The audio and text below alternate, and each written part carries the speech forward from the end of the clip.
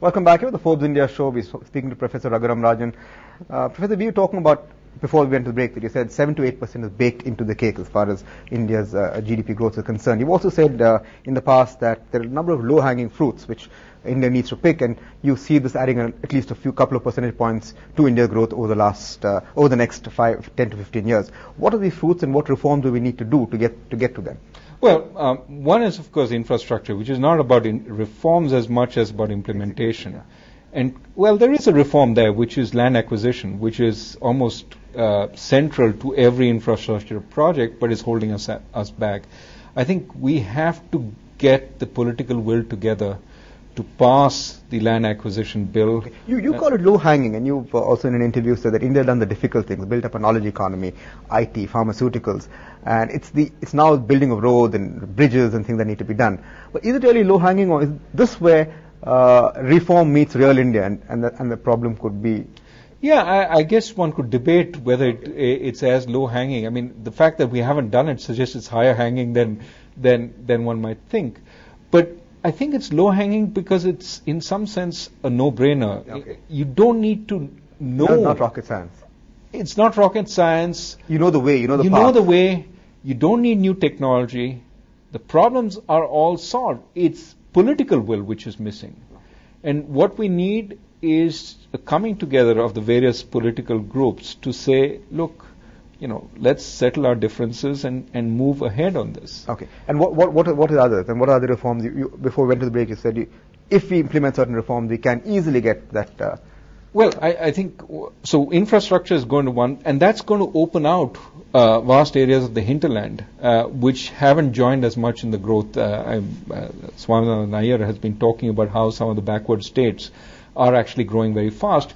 Well, they could grow even faster if, in fact, they were more connected. Obviously, the coastal areas, the southern areas, the western areas, but largely the coastal areas in both have been growing much faster. We need to bring growth more to the interior provinces.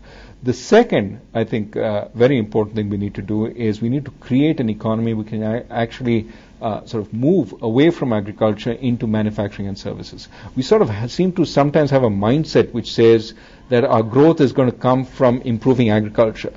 Improvement in agriculture is part of what needs to happen. But we need to move that 60% or so of people living in rural India into the urban economy. And some of them may already be in an industrial economy, but we need to move much more of them. Okay. Immense gains in productivity will come from that. Immense gains in this thing. So how do we create the jobs? Infrastructure is part of the answer.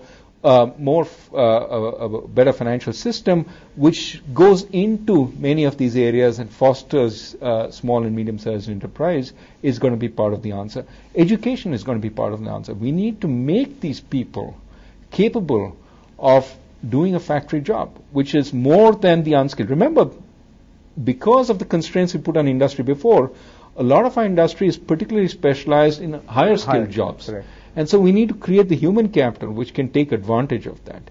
So I think, reforms in education, infrastructure, and finance, these are three important areas that labor is an important issue. I'm less sure what the right answer there is. I mean, people talk about labor flexibility.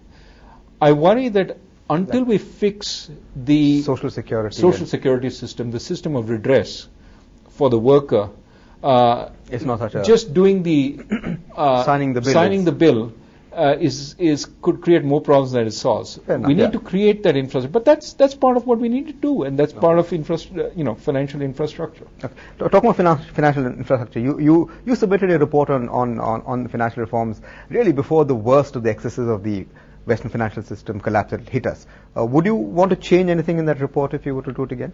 I would say that if I were to do the report again, I would spend a little more time on the role of monetary policy in precipitating asset bubbles. Okay. Of course, much bigger reforms which we can think of, which eventually will need to be done. For example, to my mind, there is really no need for such a large state presence. Some state presence is useful, sometimes valuable, but such a large state presence in the financial sector, to my mind, is potentially problematic. Okay, that's a bit of a concern because I may be wrong, and I hope I'm wrong, because there's a feeling that there's a line of thinking in the ruling party that since we survived the crisis fairly well, the best system for India is a slightly clustered system where you have a large public sector banking system. You speak to far more policymakers than I do. Is that a sense of that you're getting, that that's the thinking that we survive? I think it's the thinking in some quarters. Okay. And I think it's not surprising that that would be the thinking. In times of crisis, people run to the government and say, oh, here's one stable entity. Okay.